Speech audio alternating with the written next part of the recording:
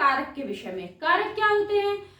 संज्ञा या सर्वनाम शब्दों के वह रूप जो वाक्य के अन्य शब्दों के संग संबंध स्थापित करें, जैसे को, में, पर, के द्वारा। ये सारे शब्द ऐसे हैं जो कि संज्ञा शब्दों और वाक्य के अन्य शब्दों के बीच क्या होते हैं? एक संबंध बताते हैं, एक संबंध उत्पन्न करते हैं।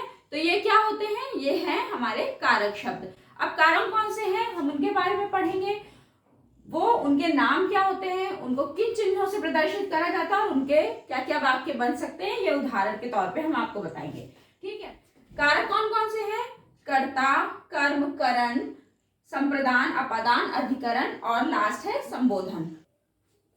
तो पहला क्या है? कर्ता।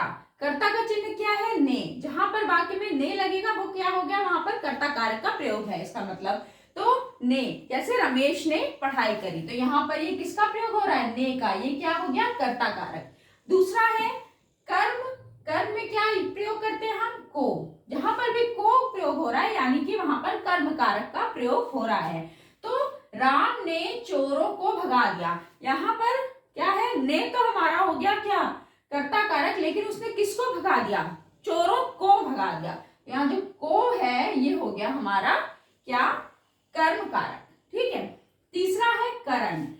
करण को हमको पहचान करने के लिए हमें देखना पड़ेगा कि वाक्य में से या के द्वारा का प्रयोग हो रहा है, लेकिन ये प्रयोग से कहीं और भी, हम अपादान कारक में भी से का प्रयोग करते हैं, लेकिन उन दोनों में अंतर क्या है? से और के द्वारा का प्रयोग यहाँ क्रिया करने का साधन है।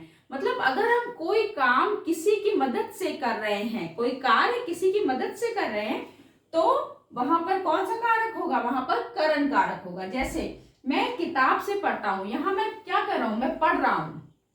ठीक है, किससे पढ़ रहा हूं? किताब से। तो क्रिया को करने के साधन के रूप में अगर हम के द्वारा या से का प्रयोग करते हैं तो वहां पर हमारा कौन सा कारक होगा?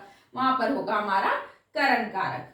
यहाँ अभी हम देखेंगे अपादान कारक, तब आपको इन दोनों में डिफरेंस ही समझ में आएगा कि से का प्रयोग तो यहाँ भी हो रहा है और से का प्रयोग यहाँ भी हो रहा है, तो अंतर क्या है अभी हम आगे देखेंगे। ऐसे जैसे करण में के द्वारा, हम इसको ये भी तो बोल सकते हैं मैं किताब के द्वारा पढ़ता हूँ।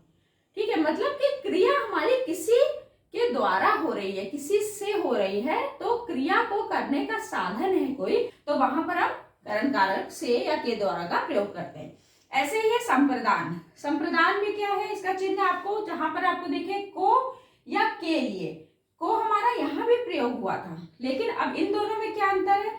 यहाँ पर कुछ देने के भाव, जब हम किसी को कुछ देते हैं ना, तो वहां पर हम संप्रदान कारक का प्रयोग करते हैं। यहाँ पर ऊपर हम को का प्रयोग कर रहे थे, लेकिन यहाँ हम क्या किसी को कुछ दे रहे थे? नहीं, हम चोरों को भगा रहे थे। यहाँ पर अभी यहाँ पर हम क्या कर रहे हैं? एग्जाम्पल देखिए, मैंने राधा के लिए उपहार लिया, या एक और हो सकता है कि मैंने राधा को उपहार दिया। तो यहाँ पर कुछ किसी को देने के सेंस में प्रयोग हो रहा है, तब संप्रदान होगा। नहीं तो अगर हम किसी को कुछ दे नहीं रहे हैं और को का प्रयोग होगा तो कौन सा होगा? यहाँ तो कर्म कारक का प्रयोग होगा। ठीक है, तो संप्रदान कारक में कुछ देने के भाव से अगर कार्य हो रहा है तो को और के लिए का प्रयोग अगर हो रहा है तो यहाँ पर ये क्या है? संप्रदान कारक। अब है अपादान। अब यहाँ पर आपको अपादान और करण में अंतर समझ में आएगा कि क्या अंतर है। अपादान कारक, यहाँ पर भी से का प्रयोग हो रहा है, लेकिन इसमें तीन कंडीशंस हैं। या तो कोई चीज किसी से अलग हो रही है तब हम से का प्रयोग कर रहे हैं, या दो चीजों में तुलना हो रही है तब हम प्रयोग कर रहे हैं इसका से का, और या कोई भय है किसी को किसी से तब। तो कौन सी तीन कंडीशन हुई? या तो कोई चीज किसी से अलग हो रही है, या दो चीजों में तुलना हो रही है, या भय है किसी का किसी से, तो फिर हम अगर वहां पर से का प्रयोग हो रहा है तो अपादान है। यहाँ पर क्या था? यहाँ पर क्रिया को करने के साधन अगर है कोई, वहां पर से का प्रयोग हो रहा है तो करण है, और इन तीन कंडीशन में अगर से का प्रयोग हो रहा है तो यह अपादान कारक है। जैसे पेड़ से पत्ता गिरा, पत्ता पेड़ में लगा हुआ है लेकिन वहां से गिरा यानी अलग हो रहा है, तो पहला कंडीशन ये है ना कि अलग होने के उसमें, तो पेड़ से पत्ता अलग हो रहा है, तो यहाँ पर ये अपादान कारक है। अगर राम श्याम से अच्छा है, दो लोगों में तुलना हो रही है कि राम जो है वो श्याम से अच्छा है या सीता गीता से सुंदर है, तो वहां पर ये जो से का प्रयोग हो रहा है वो होगा अपादान कारक। ठीक।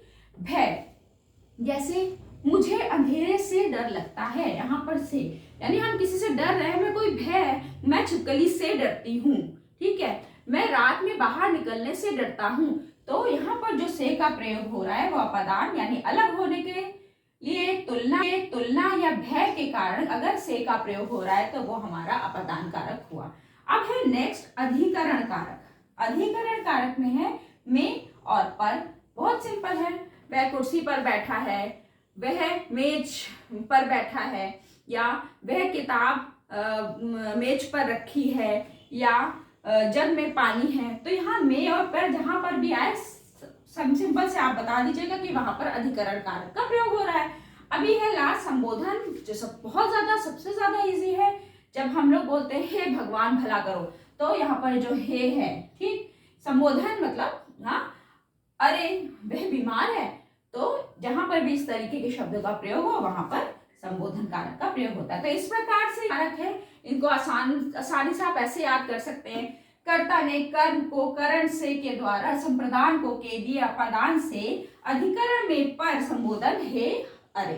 तो इस तरीके से आप उसको याद कर लीजिए। मतलब ये मालूम होना जरूरी है कि इनके चिन्ह कौन से हैं। आपको चिन्ह पता चल जाएंगे और वो चिन्ह किस सेंस में यूज होते हैं, तो आपको वाक्यों में आराम से कारक छाट लेंगे आप लोग, कभी कोई मुश्किल नहीं आएगी। तो आज हम लोगों ने कारक को अच्छे से पढ़ा। आई होप आपको अच्छे से समझ में आया होगा।